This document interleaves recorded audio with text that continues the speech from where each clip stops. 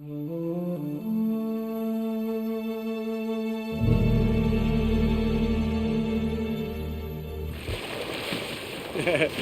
check it out. Marco. Really? Come on.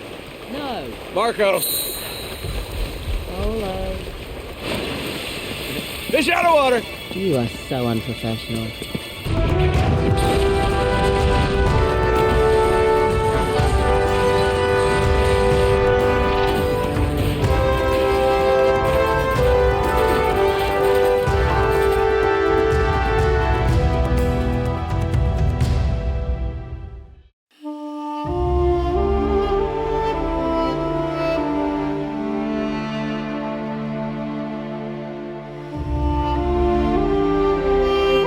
In this review, there is a hidden image of a dick. Now, I'm sure you have questions, like what that image is, where exactly did I hide it, and how am I planning to avoid getting reported to oblivion once it's found.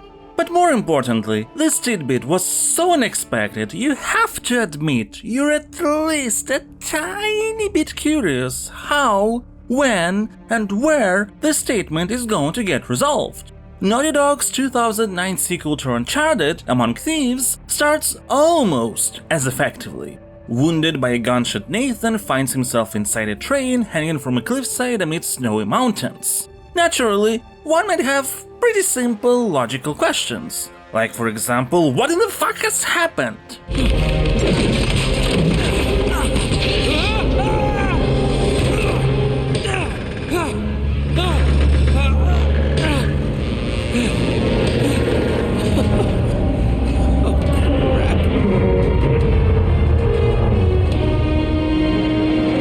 For now, Uncharted 2 prefers you simmering in that state of confusion and anticipation as it asks to first climb the hanging by a thread train car which breaks apart with every jump, ready to fall down at any moment. Obviously, that moment is rigidly scripted, nobody is going to add a timer to a platforming tutorial, but still, thanks to the shocking opening, climbing the train is tense on the first playthrough. Though, if you come straight from Uncharted 1, the tension might be caused by wondering whether this next jump is when Nathan decides to target a bottomless pit rather than a ledge. But don't worry, Uncharted 2 has significantly improved upon absolutely every facet of gameplay, platforming including. The magnetism-focused principles have remained the same, but Nate is actually consistent now in making decisions expected by players. No random YOLOs. And preventative mechanisms like grabbing ledges after unintentional slip-ups actually work all the time, as opposed to whenever the game feels like it, even when it comes to corners of a small pillar. There are no clear visual rules surrounding what objects can or can't be grabbed when it comes to their shape, as well as contrasting colorization that still fits the environments, to the point that should you be very diligent when searching for treasures, you might find yourself stumbling into invisible walls after traversing where the game didn't expect you to. But I'll take that over not having clarity whether something is climbable or not. And speaking of treasures, while outside of the medal and trophy system they still remain useless trinkets, their placement for the most part is much better than in Uncharted 1. Some require you to go through optional obstacles, others you need to shoot down, there are a couple that have to be taken while swinging on a rope. The process is far more involved, and therefore it might be an interesting distraction even if you don't aim to collect them all. The treasures themselves feel a little bit more relevant thematically too, as each is now unique and appropriately themed to the location you find them in, as opposed to just being a bunch of samey trinkets with different material variations. Although I'm not sure about the way some of them are hidden. It's great that Uncharted 2 has Coyote Time, meaning that the game gives a chance to jump a little bit after you've went off a platform into the air, but is it a good idea to make a treasure unreachable unless you purposefully make use of what's ultimately a quality of life feature? But at the end of the day, all of this is optional content. Uncharted 2 doesn't employ such leaps of logic in the actual mandatory path. In fact, it understands that when mechanics are simple in execution, what matters is the variety surrounding them. So you'll be jumping not only across good old ledges, as well as some new environmental elements like swimming poles, but also from truck to truck, between moving gears and clockwork mechanisms, collapsing bridge parts, giant moving Furby monuments, and, well, a dangling train car. and jumping between all of these flows so well we don't need cat fail video examples.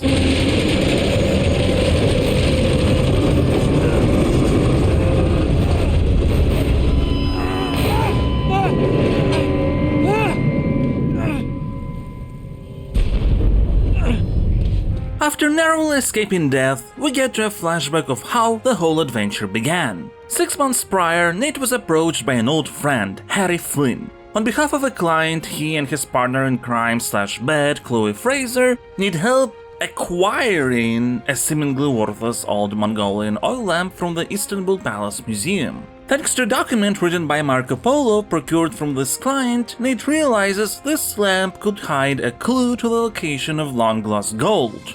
Marco Polo left China on 14 ships loaded with treasure and a crew of 600 people. And yet, he landed in Persia with only 1 vessel and 18 survivors. While Polo recorded every step of his journey, he never revealed the fate of the missing ships. That information must be hidden inside that lamp. Nathan, Chloe and Flynn all agree that they need the treasure more than their client, setting up a recurring throughout Uncharted 2 theme of uncertain loyalties. So, we're dicking this guy over, right? Damn straight. It can't go unnoticed that Among Thieves has clarified its visual identity in comparison to the predecessor. It's clear that it wants to steer towards realism as much as possible within the confines of a console's technical capabilities. Or rather, a better term would be authenticity. The characters should not necessarily look real, but they definitely should feel real. Even in the original PS3 version, glass-looking eyes aside, characters look authentic. In fact, it doesn't feel like the PS4 remaster even adds any details on clothes or skin that weren't there already, just makes them higher definition. This can be seen in how the facial animation is handled as well. No longer does the virtual cast feel the need to exaggerate their mouth or eyebrow movements just because there is technology for it. In fact, Uncharted 2 attempts to recreate subtlety in human emotions. Like when it becomes plain to see for the audience, this is not the first time Chloe and Nate meet.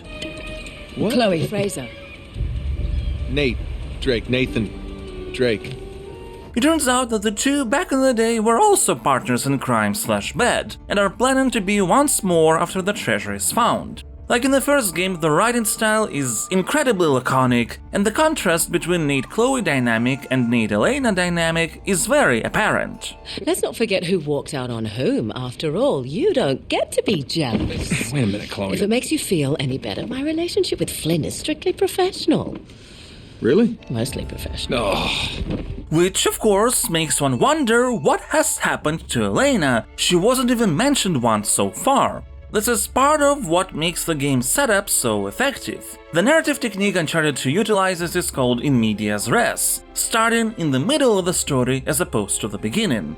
But, to be intriguing, it's not enough to just plop the player somewhere midway and call it a day. No, you need hooks, and Uncharted has plenty. There's Nathan's wound, how did he get it? There's the derailed train, where was it headed and how did it crash? There's the mountains, what are we doing there? And soon enough, Nathan picks up a furbo lying in the snow, clearly an object of significant importance, but what is it for? However, as intriguing as they are, all these questions would be wasted if their answer is revealed at the same time. No, to take advantage of effective in medias res, you need to breadcrumb the audience towards the answers, leaving one piece of the puzzle after another to pick up. And it's precisely what Uncharted 2 does, starting with one last time jump, bringing us to the night of the heist in Istanbul. Now what do you bet that will take us right into the boiler room? And from there, we're in. Yeah, in like Flynn, right? What? In like Flynn. I don't get it. Just give me a boost. It's curious how Uncharted 2 garners so much goodwill in its opening segments, and then the very first proper level of the game manages to almost completely waste it. For you see, it's a stealth mission.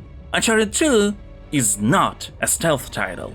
No, don't get me wrong, the stealth mechanics are actually pretty good for this type of game. There are even some encounters you can complete entirely unseen and it feels satisfying. Drake can take down enemies not only when directly behind them, but also from cover and corners. Bad guys are not psychic, they won't instantly detect you even when throwing a grenade for the first time while still in unseen state. Some more information to figure out your position is required. Plus, the mechanics of opponents losing Nate out of sight after engaging in combat and going towards his last known position are much more consistent than they were in the first game, meaning that even during fights you can potentially make some sneaky takedowns.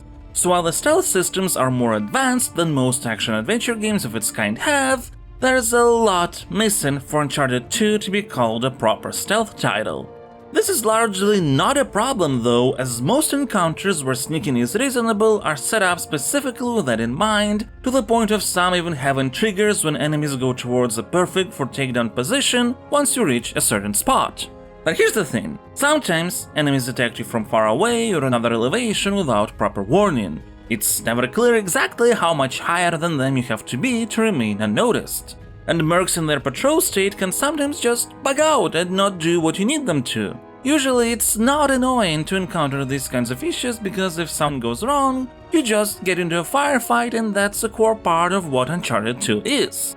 Except the Istanbul level. Here, getting noticed leads to an instant fail state. Restart the checkpoint and try again, just because the guard noticed the tip of your spiky hair. Uzakta dur.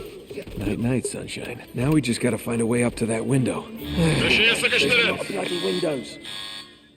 Things get more straightforward once you're given a tranquilizer gun, but that in turn brings up the question of ludonarrative dissonance. I've mentioned in the Uncharted 1 review that the amount of bad guys Nate kills while retaining his cheerful personality is not contradictory, as it's just part of the genre convention that's never really brought into focus.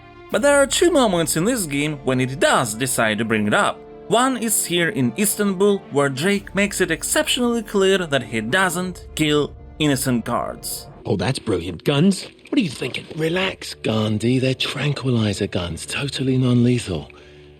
Your conscience will remain unscathed. And yet, in gameplay, There's a guy above you. There's a guy above you.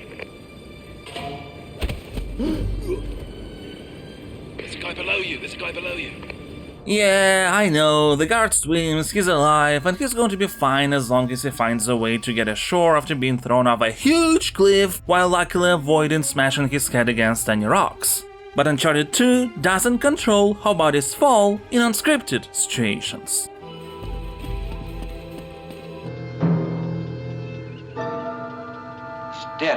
As much as games like Uncharted 2 go for a cinematic approach, video game storytelling is different from movies. The narrative and gameplay have to work in tandem. The way this Istanbul segment is set up would be perfect for a film. But for a game, Uncharted 2 has just sledgehammered the whole situation in a way that's unlike anything else you're going to encounter. Detection rules that don't exist anywhere else. A special pistol that unlockable cheats aside is used only in this mission. Even level design is partially inconsistent with the rest of the game. Be wary of jumping to rooftops that look like they might house a collectible treasure, as Nate might die instead. All this so at the end a narrative beat could be delivered. After getting to the oil lamp, Nate apparently couldn't wait to see what's inside and just smashed it right then and there, finding some strange blue resin and a seemingly blank piece of paper. The script and map reveal themselves only when held against the light from the resin's fire. It turns out Marco Polo found Shambhala, and his ships carried what he called the Curse of the Chintamani. Nathan deduces that the cargo was the Chintamani stone, and it must still remain in the west coast of Borneo as described on Polo's map. The 13 ships were carried inland after being hit by a tsunami. After learning this information, Flynn betrays Nate and leaves him to be caught by the Turkish police. Only you overlooked one little detail. Didn't you, partner? So what are you gonna do, shoot me now? No, I just need you out of the way for a little while. Flynn, listen. Face it, genius. You've been played. 3 months later, Nate is bailed out of prison by a familiar face. You overlooked one little detail, didn't you, partner? What? Face it, genius, you've been played. Oh, really? Hey! Jackass, you're ruining the show here. Ah, what a shame. Sully! I really can't leave you alone for a minute. Although that's not the only familiar face that joined the party. Oh, no. No. Now, wait a second. Sully, kick her out and shut the door. We're safer in here. Dear God. Oh, no, it's not that bad. Look, I have my own bucket. Last cell I was in, 8 of us had to share. Listen, Nate. You know something? I really appreciate you dropping by. But if you and Flynn hadn't screwed me over in the first Now, place, wait I a wouldn't have minute. been rotting in this shithole for the last Listen, 3 Nate. months. So excuse me if I'm not just, leaping into your arms. I had nothing to do with it. Right. I told you. He's not going to listen to me. Screw this. Nate, they found the ships. In Borneo. Yes. And the Chintamani stone? How do you know about that? Do you really think Flynn could have figured that out on his own? All right, good point. No, they haven't found it yet. What do you mean they? Flynn and his client, Lazarovich. You know, the nutcase. They've been working together all along. All right, then. If they haven't found the stone, that means there's still time.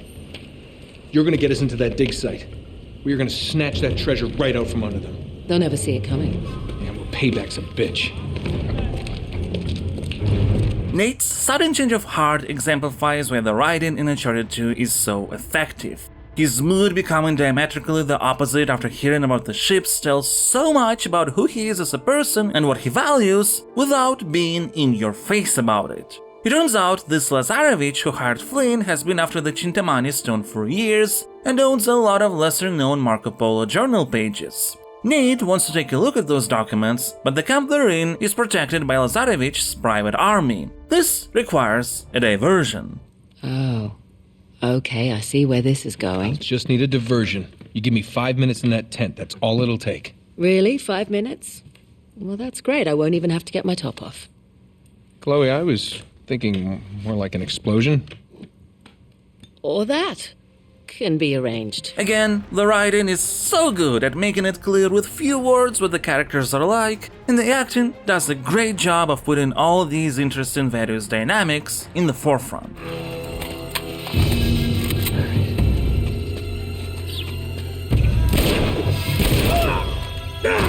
Eat some of that! Borneo is the introduction to the more action-focused aspects of Uncharted 2. This is probably the part that has seen the biggest advancements in comparison to the first game. Most of the weapons are the same as in Drake's Fortune, but this time they actually feel significantly different from one another, even within the same group of firearms. For example, an AK-47 has a bigger spread on continuous fire, and it's more difficult to hold it steady than an M4. Shotguns have a strong kickback, and stuff like that is enough already to not make it seem like all these are just pistols with different damage and rate of fire. You can even form preferences. It helps that as opposed to the first Uncharted, you are likely to switch weapons more often, because it's not as easy to make headshots. Enemies don't really have a tendency to stand still for long periods of time, meaning you might spend more bullets killing them through body shots, which in turn can have staggered effects, setting up for more straightforward headshots that as a result feel rewarding. This is already reason enough to move around the combat arenas, in addition to mooks trying to flush you out with grenades that are much more effective now as well, which is useful for you too, but also they're not stupid anymore and will actively advance towards your position and try to flank you. So just sitting in a single spot every fight is not going to cut it. And obviously this is enhanced by the actual arena design. Most of them are not corridorish unless specifically desired for pacing purposes. And as you're more likely to run around the environments, you're probably going to face more enemies face to face and experience the fully redesigned melee system. It's not based on combos anymore. You press square to punch and triangle to counter if grabbed, that's it. And unless you're facing some stronger enemies, most of fistfights are going to be resolved through a couple punches and maybe one counter. It's quick and dirty and works perfectly for the purposes of the game. And thanks to bad guys not being absolutely godly at aiming anymore, it's more enjoyable to attempt doing the still fist move, finishing them off with a single punch after weakening with gunfire. Run and gun is particularly useful for this, and the animations are pretty awesome. Though I still wouldn't recommend playing on any difficulty level higher than normal, but for what it's worth, this time things are more reasonable than they were in Drake's Fortune. The more disappointing part is that the enemy variation is still lackluster, and to be fair, that's usually the most difficult part to handle in any game that doesn't include prominent fantasy or sci-fi elements. While bad guys with different weapons do have varying behaviors, there is essentially 3 types of them. Normal, sometimes common with a headshot protecting helmet, armored, and the rare, extremely heavily armored. But it certainly helps that what is the standard amount of mooks and reinforcements in an encounter in Drake's Fortune, here is actually the maximum amount you will see in the longest fights. Most other ones are going to have far less of them. And also you're not going to be in an almost constant state of combat throughout the experience, as another aspect Uncharted 2 has greatly improved upon is pacing.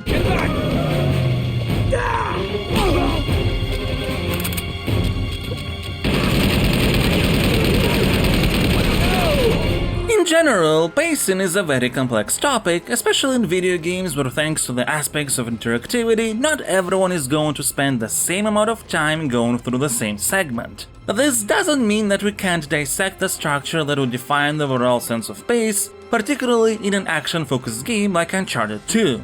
On a high level, we have the perceived overall intensity across various missions of the game. Perceived being the key word here, as context might make everything feel more intense than it is design-wise, like the introductory train segment.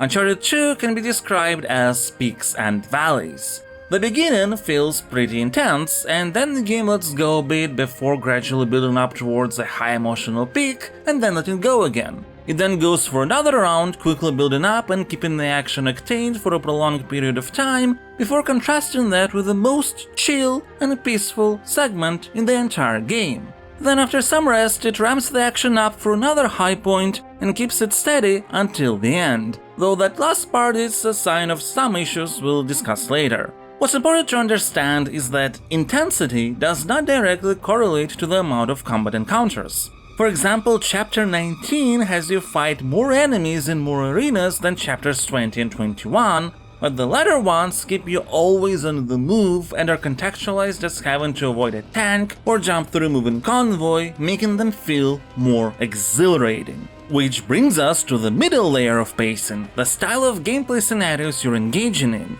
And by style, I don't mean just the differentiation between platforming and combat segments or a combination of the two. There's more parameters to play with, like your starting state and freedom of movement. For example, in Chapter 12, you start in a combat arena without any weapons and several mooks to dispatch. Obviously, this implies stealth, at least for the first kill, but even that is not mandatory. It's up to you to decide whether you want to try and finish the encounter without getting noticed, which is fully possible, or just jump in fists or guns blazing. There are no limitations in terms of choice or degree of movement. After that, there's going to be a guided platforming segment funneling you towards the next combat encounter, where you fight enemies coming from different sides while hanging on billboards. Your movement is absolutely limited, as is your arsenal. You can use only your sidearm and grenades. After that, you reach another platforming section, but this time it's more exploratory, and you need to figure out how to get out of the location you're in. And who knows, maybe find some side paths towards a treasure or two. Then the chapter ends with a combat encounter where you're pinned down in a single location and attacked from several sides. Your movement options are only partially limited, as while you can run around the train car, leaving it is most likely going to result in your death. However, it's full of useful weapons and ammo, so you have a wide array of choices to experiment with as different archetypes of soldiers approach you from 3 sides. So what makes for good pacing is not just the fact that you switch between combat, platforming, and then combat again, but that the starting state, openness style, available choices is distinctly different in each. And all this is put into a time span of around 15-20 minutes. Beyond this, there's a low-level layer of the actual inputs. Here's the thing, at the end of the day, it's boring to press the same buttons over and over again with similar cadence. And this is one of the main reasons why I don't think it's an issue at all that none of the mechanics in Uncharted 2 are particularly complex. I mean, let's face it, they're not. Platforming is very straightforward and outside of specific segments doesn't involve any timed scenarios. Stealth is functional and at times useful, but extremely basic. Combat is fun and weapons are varied in their handling, but you're not going to find a great degree of tactical depth. Yet this doesn't matter because everything is specifically set up in such a way that your fingers keep pressing them different buttons, therefore creating a very consistent flow of varied actions that pushes you forward. This is imperative for what really is Uncharted 2's true goal. It wants you to feel like you're controlling an exciting action film through its core gameplay mechanics.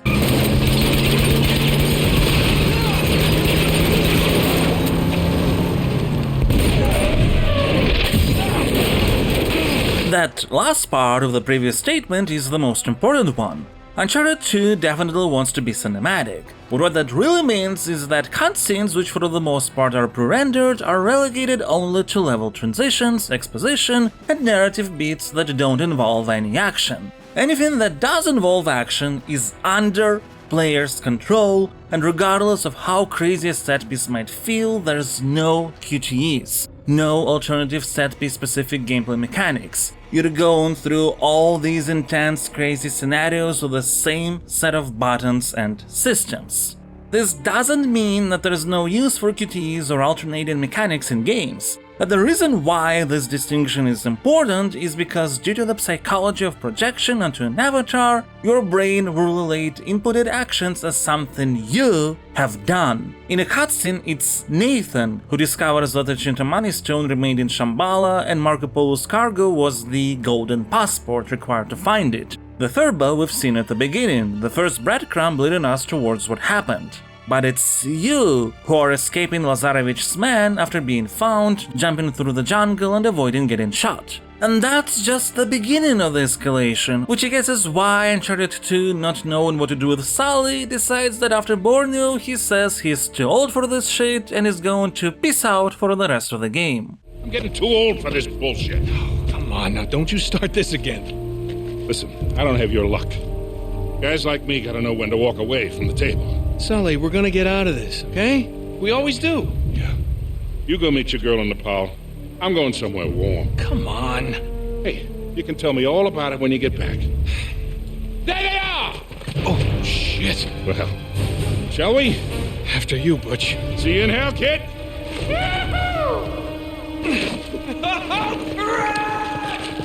We're still going to have a gameplay partner in Chloe as we follow Marco Polo's clues towards the war-torn city in Nepal, where the path to Shambhala is concealed in one of the temples. Lazarevich, with his private mercenary army, is hell-bent on razing the entire city to the ground, as long as it means he will find the Chintamani stone, and the situation escalates more and more as we go further, culminating in the first of Uncharted 2's massive set pieces.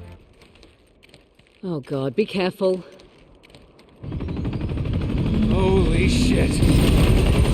The helicopter fight, which is a perfect example why the game makes sure we keep control over Drake during these sequences.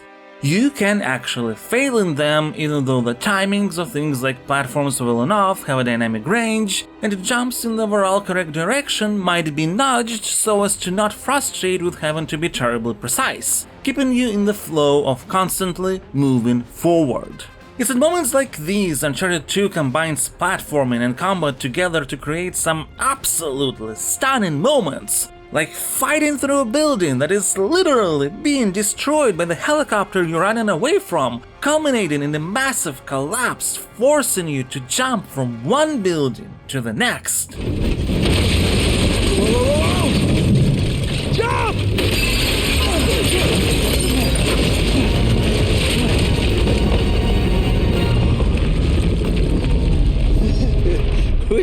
We were almost in that. And then, after a short reprieve, the helicopter is back, but this time you have access to weapons that can take it down in a more traditional boss fight. Uncharted 2 excels at combining the more scripted and more open action scenarios. The levels where you're on a constantly moving train are a perfect example of that. Because Uncharted 2 can't guarantee how long it will take you to complete one segment or another, it puts you on what are actually constantly looping tracks. However, even though there's a pretty good degree of freedom in terms of how you move through the train, as there are multiple pathways both via handholds outside of train cars, as well as the possibility to traverse through within, sooner or later you'll still be funneled into scripted moments that hide the environments from view, allowing the game to change them and create a sense of progression.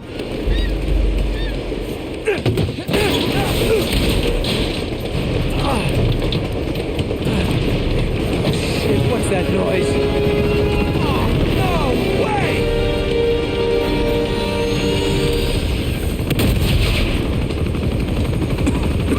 I gotta get off this thing.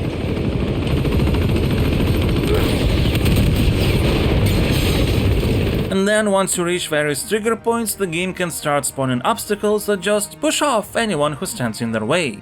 But what Uncharted 2 also understands is that all this playable spectacle would feel extremely shallow if we didn't care about its characters and the stakes they're facing.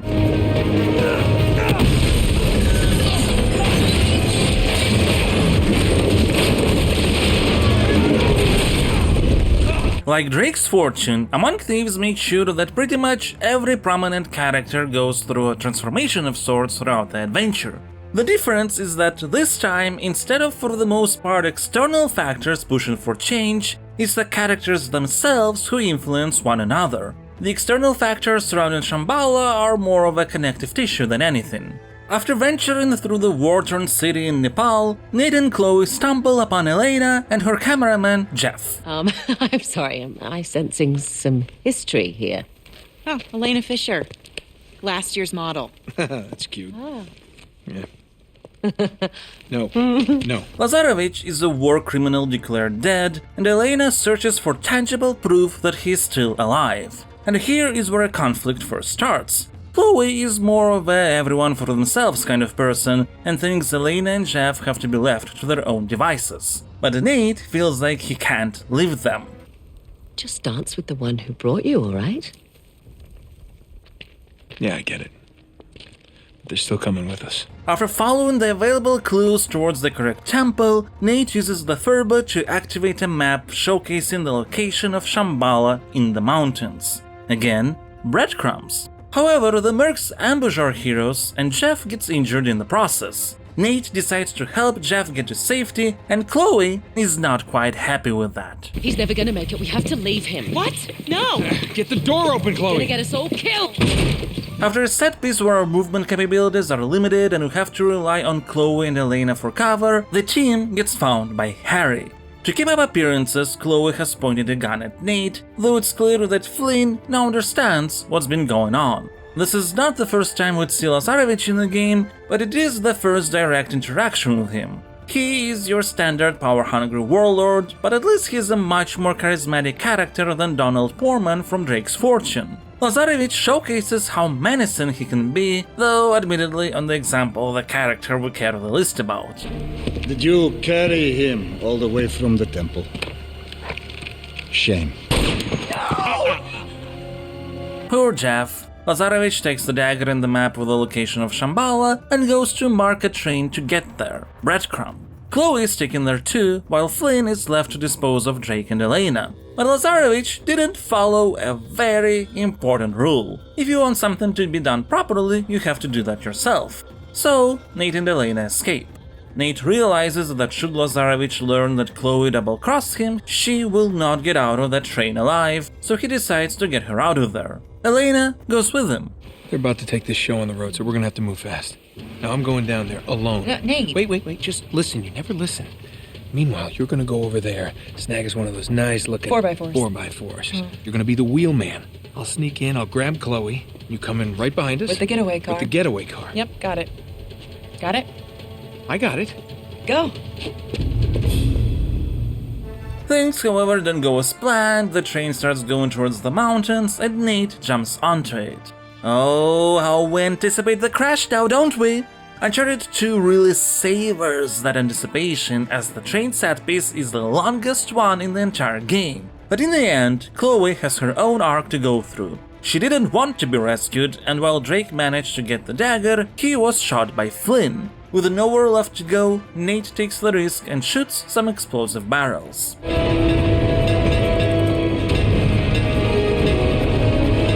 Here goes nothing.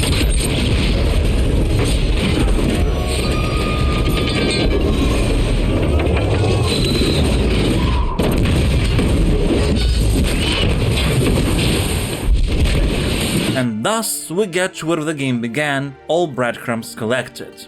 Nate passes out but is found by one of the locals, Tenzin, and gets all patched up in their village. The contrast between the longest, most tense set piece in the entire game and the most serene, peaceful one is really striking. Hey, how are you, fella? Elena has already catched up and introduces Nate to another known local person in the village, an old German named Karl Schaefer, previously part of the Nazi expedition to find Shambhala. Karl explains that the Chintamani stone is capable of giving massive power, and that some of the most fearsome rulers in history have possessed only but a fraction of it. Nate, however, is reluctant. Well, the truth is, everything I touch turns to shit. Nate. No, Elena, I'm done.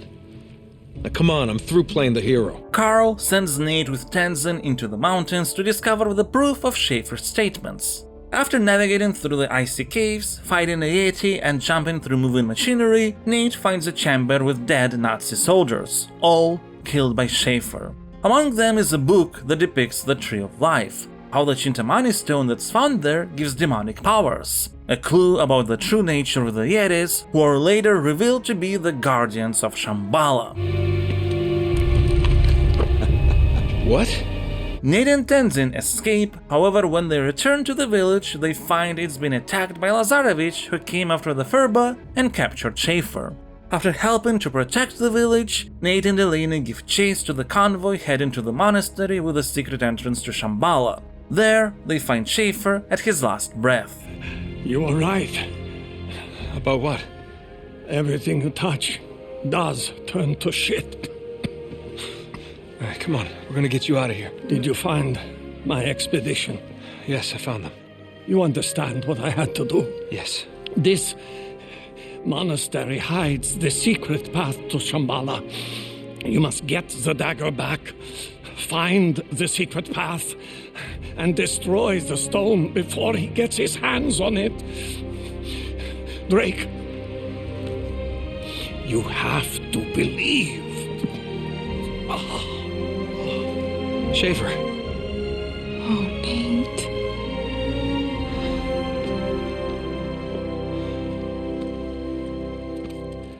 Do you think all this really could be true?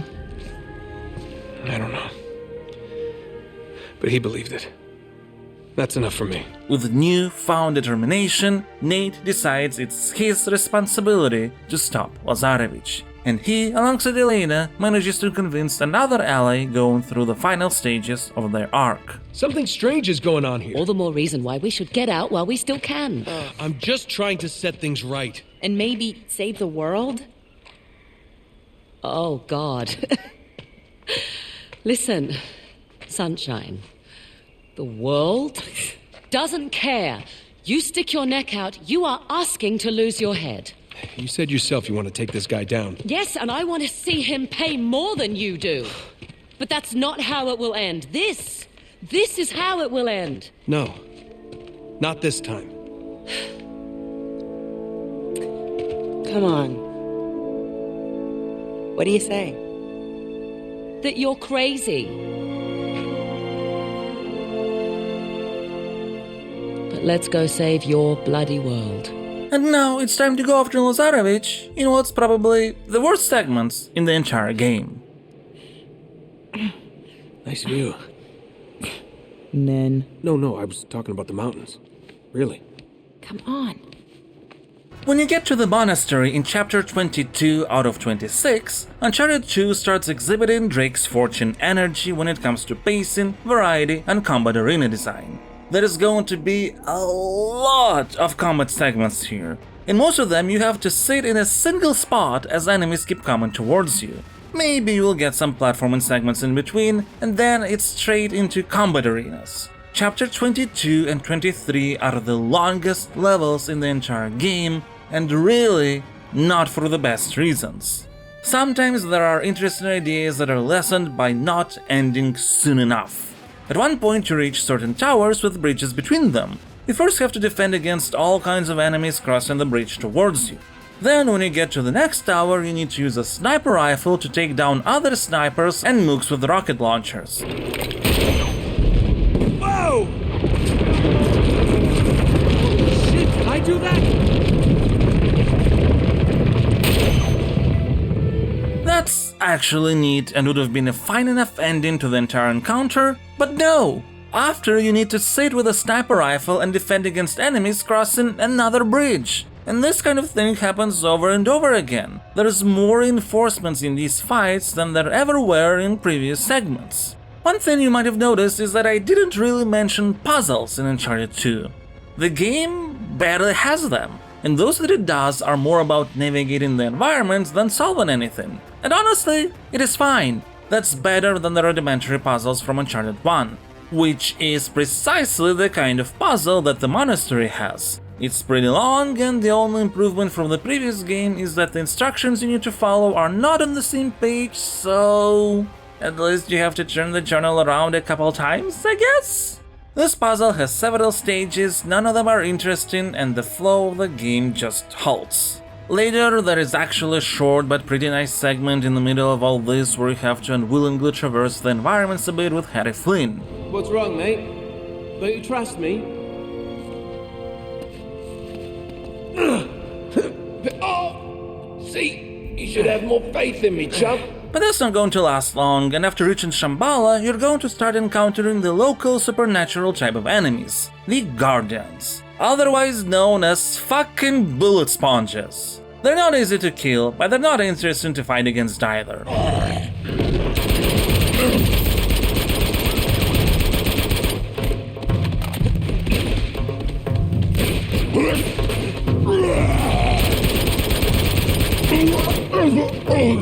And your trek through Shambhala is also going to be mostly combat, combat, combat.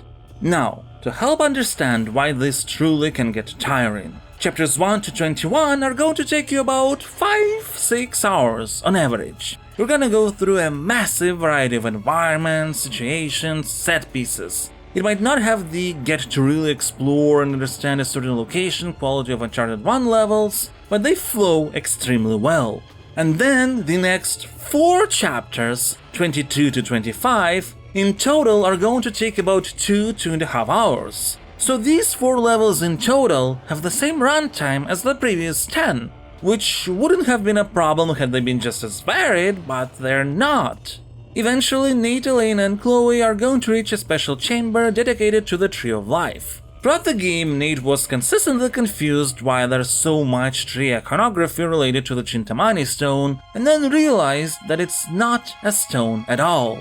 It's sap from the Tree of Life. And then we see extremely wounded Harry Flynn coming out of the woodworks. Flynn also has an arc in this game, one sending him deeper and deeper into despair. He's a what-if version of Nathan Drake that would be in it only for personal gain. And now that he's got nothing left to lose, he wants to make sure Nathan gets something to lose instead. Sorry, love. This isn't a movie. And you're not the plucky girl who reforms the villain and saves the day. It's just not done like that. Flynn, listen to me. Parting gift from Lazarevich. Pity he took the pin. Get back! Elena!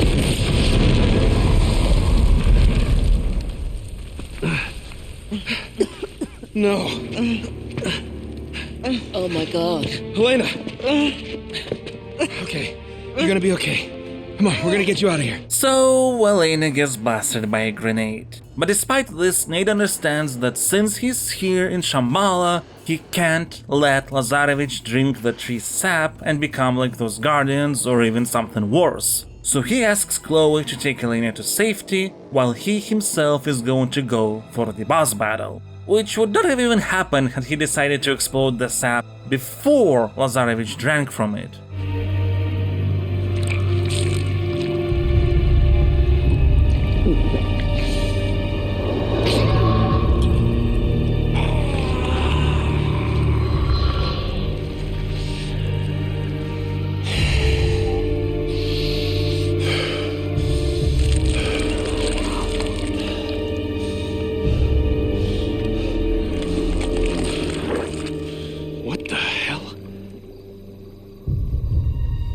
Drake. Drake!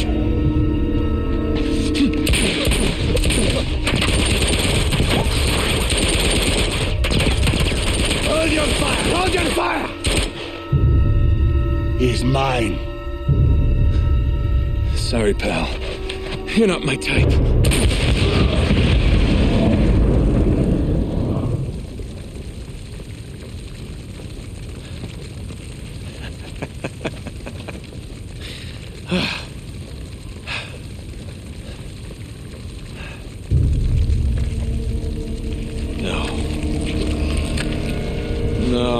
No, you have got to be kidding me.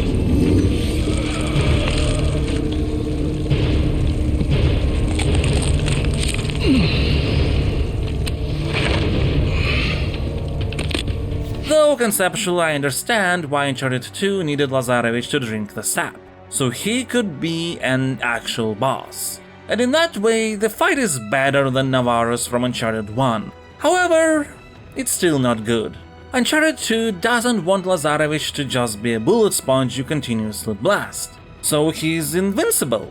The only thing that can hurt him are the sap sacks regularly regenerating throughout the environments. One blast from them is going to damage him, several are going to make him really angry and ragey for a while. I appreciate the attempt to make the fight more interesting by constantly having you on the run, but I mean, look. Come on, you big ugly bitch.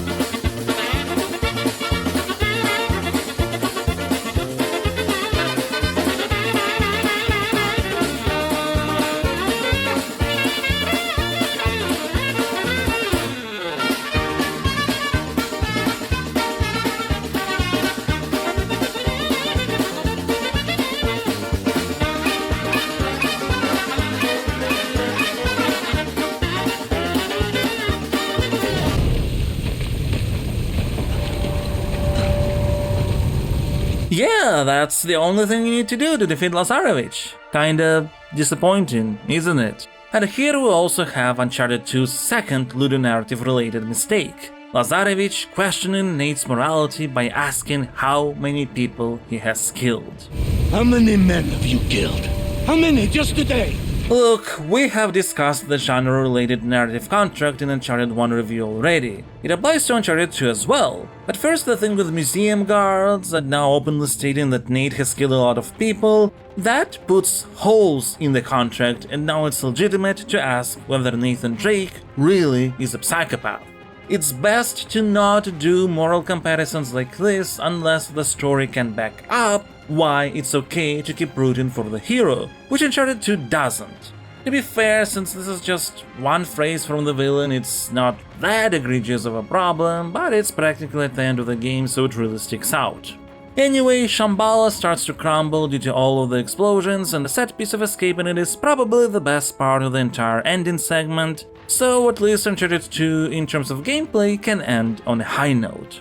Elena is severely wounded, but it's okay, we have a fate transition back to the village, so the game could willfully ignore the logistics of getting a person hit by a grenade out of a half-crumbled mountain temple before she dies. Stuff like this can also fall under the suspension of disbelief within the narrative contract, but the game itself has already put holes in it. At any rate, everything is resolved, Nate and Chloe part on good terms, Sully appears to remind us that he is still part of the brand, and Nate and Elena decide to get back together and have a cute and funny conversation to end the game on. So, on a scale of 1 to 10, how scared were you that I was gonna die? 4. 4? Yeah, why? A 4. Yeah. You were at least an 8. An 8? You were a total 8. An 8? Those Guardian things were an 8. Are you kidding me? Yeah, those were terrifying. What's a 10? Clowns? Clowns over my death? I hate clowns. I hate clowns. Oh, my word. You thought I was dead.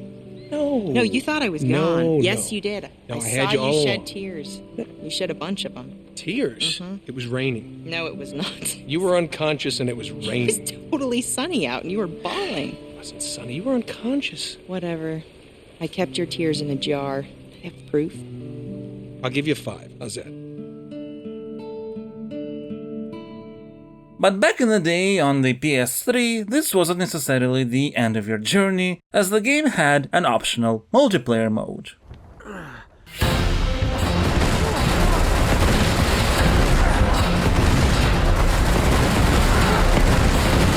Uncharted 2 multiplayer was cut from the PS4 remaster, and the official PS3 servers have since been shut down. Although, thanks to fans, there is actually a way to play it again, allowing to relive the glory days for anyone who so desires. Back then, Uncharted 2 multiplayer had an extremely loyal fanbase. At least until the patch 105, which has infamously decreased the time to kill. The response from the community was immensely negative, but these changes have remained in the game until the very end of the multiplayer's lifespan, although patch 106 did make alterations so hitting the legs wouldn't be as damaging. Still, Uncharted 2's core gameplay is not suited for a shorter time to kill. The core mechanics are not those of a very snappy, fast-paced shooter. They're specifically made to be more in line with a dirty improvisational approach combined with a bunch of platforming, and Uncharted 2 multiplayer maps were made with that in mind. So it's understandable why the changes weren't met with open arms. All the more disappointing considering that the overall approach to Uncharted 2 multiplayer has been absolutely correct, in the sense that when a game is made primarily for single player, multiplayer that reuses the same mechanics doesn't need to go overboard with new, unique systems. And Uncharted 2 didn't. It will be just teams of heroes and villains competing against each other in various objectives depending on the mode. No loadouts, no special ability, there's only some bonus boosters that you can purchase with a limit of 2 per match, but otherwise nothing that gives a significant advantage. Not even weapon upgrades. In fact, everyone starts with the same guns and you'd have to find other weapons on the maps themselves. It's a pretty basic set of rules, all things considered, but it's engaging enough for the type of game that Uncharted 2 is. Combine that with co-op modes, some where you replay a couple single-player levels together, or some more traditional ones like survival, and it's clear why Uncharted 2 multiplayer had a large, loyal audience. On the other hand, these principles don't help to re-engage players on a regular basis, meaning that while some can play for many months, years even, there's plenty of people who are going to be fine either just playing for a couple weeks or getting into multiplayer just once every now and then. Uncharted 2 did have multiplayer-focused DLCs to sort of try and achieve more regular engagement that way. There's only so much DLCs can do in this sort of situation. But also, you know, it's a side mode.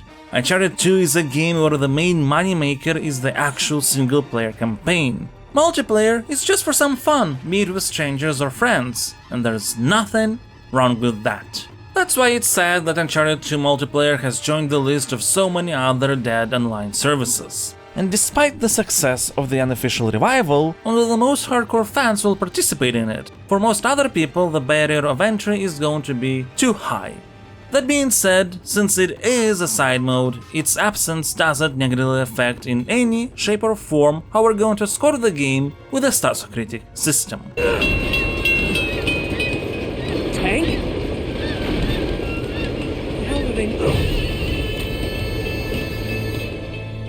Stasocritic consists of 5 different categories, each having their own weight and a bunch of scores from 0 to 10, assignment of which is defined by specific criteria. The first category is design. It has a weight of 4, which is the biggest one there is, since how a game plays is what defines your experience the most. I will assign a 9. While Uncharted 2 should be commended for making tons of improvements to its core mechanics, it's not a game where said mechanics are inherently enjoyable on their own. I've already mentioned I don't see it as an issue, that's not a requirement for an engaging game, but it does mean that a title needs to balance things out through external means like level design or enemy variety. The enemy variety part is not that great, but oh boy, the level design... Well, Most of it is amazing with absolutely immaculate pacing, and the set pieces are incredibly fun. The most of it part is why I wouldn't feel comfortable assigning a 10. I would actually assign a 10 if problems would lie only in the museum level. One can easily forgive 20 minutes of frustration when the other 8 hours are incredibly exciting. But for the reasons we have already discussed, your last 2 hours of Among Thieves are not going to be that exciting. But also not horrible, so in the grand scheme of things, given the quality of the majority of the game, we can say those issues are negligible. Then we get to the emotions category with its weight of 3, as personal feelings matter a lot and can elevate even flawed experiences. Here, I will assign a 10. Uncharted 2 is fun, has a solid story and compelling characters, but that's not what elevates the experience. It's waking up on a dangling train at the very beginning, running away from a truck through city streets, jumping from a fallen building, getting off train cars before a helicopter can explode them, hopping from truck to truck on a constantly moving convoy, escaping a lost city on the brink of destruction. Uncharted 2 is just a massive barrage of extremely memorable gameplay moments going one after another. What more could one wish for? Well, I guess being more coherent? Since we now have to discuss the cohesion category. It has a weight of 2 as it covers a relatively important topic of how a game connects all of its various facets together. And here we'll have to assign a 6, mainly because Uncharted 2 succeeds in its main goal, creating an exciting, playable action movie thanks to the fact that you never lose proper control where it matters. But that's not enough for a higher score. For all its fun, Uncharted 2 doesn't manage to have as great of a connection between gameplay and story as the best moments in Uncharted 1 have. Although outside of some ludonarrative dissonance related questions, it's not full of weird gamey abstractions like the same Uncharted 1. Still, there is enough situations that don't mesh well together, like the entire museum sequence, where the story and gameplay butt heads against one another. Next, we have the context category that's all about story, character arcs, writing, world building, basically everything that provides context to the player. I will assign a 9. I suppose I should provide some clarity regarding how I assign Stasocritic scores. I try to evaluate elements that are present in the game and not base anything off that's not there. So, in that sense, Uncharted 2 doesn't have a deep plot. That's okay, it doesn't really attempt to have one. Neither does it try to explore meaningful themes. It's an exciting, pulpy adventure where a race towards a treasure transforms into a race to save the world from a bad guy seeking power with said treasure. That's it. But it has great characters, amazing laconic writing, an interesting enough B-plot through-line related to Marco Polo's discovery of Shambhala. It's everything a great adventure story needs to have. Well, almost everything. Lazarevich is not a bad villain, he's certainly charismatic, but he doesn't quite stand out. Sully is very unceremoniously thrown out of the plot until the end of the game, though at least not as unceremoniously forgotten as Jeff is 5 minutes after his death. There are areas to improve, but overall what we've got suits the action-adventure game perfectly. And finally, we have aesthetics, a category that's all about visual style, music, sound design, things like that. And here I will assign a 10. Not just because in terms of technology and fidelity Uncharted 2 has done tons of improvements, but because it has also found its identity. The visual style is consistent and also colorful even in dark, rainy or nighttime moments, which means that things like marked climbable ledges are visible to a player but do not feel weird. The music has found its footing. Some of the best tracks in Uncharted 1 were focused on a combination of strumming strings, vibrant horns and accentuating percussions. Uncharted 2 has taken upon itself to make pretty much the entire soundtrack based on that combination, and it works wonders. Particularly when combined with some additional motifs depending on the location to add depth and variety to the tracks. And of course, we can't forget about the characters, which not only have amazing acting, but are spectacularly animated with a lot of subtle facial expressions getting incorporated, enhancing the relationships between them. Should we take all those scores into account alongside their weights, Uncharted 2 Among Thieves is going to get a final Stasocritic rating of 88. And look, in the context of Stasocritic, 90 is a really difficult score to achieve. The criteria are specifically designed as such that there's less margin of error among the top scores in every category. So the fact that Uncharted 2 is so close to getting a 90 is actually a testament to its quality, therefore I'd recommend it to, well, pretty much anyone. You don't have to worry about completing Uncharted 1 if you'd rather skip it, as the gameplay and narrative are all equally as enjoyable even if you haven't played it.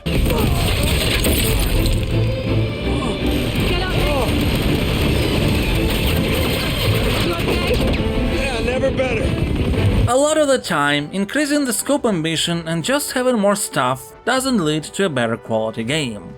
But sometimes there are games like Uncharted 2 where that's exactly what makes them better.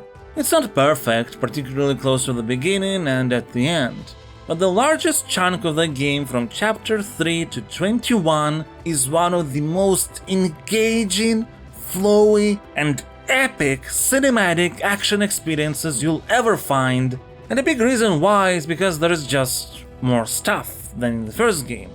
Look, all the gameplay improvements in Uncharted 2 are great of course, but it's not a title that's just intrinsically engaging to play thanks to the mechanics. I already mentioned how there is nothing wrong with that, especially when paired with amazing set pieces, great levels, a huge variety of locations, engaging writing, compelling characters, drama, switching gears at exactly the right moment to make sure you never get tired.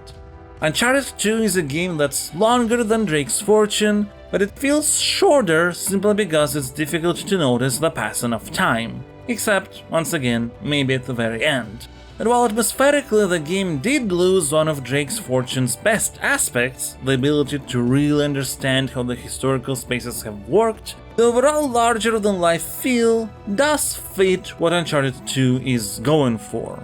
And with that, the game itself also manages to become larger than life.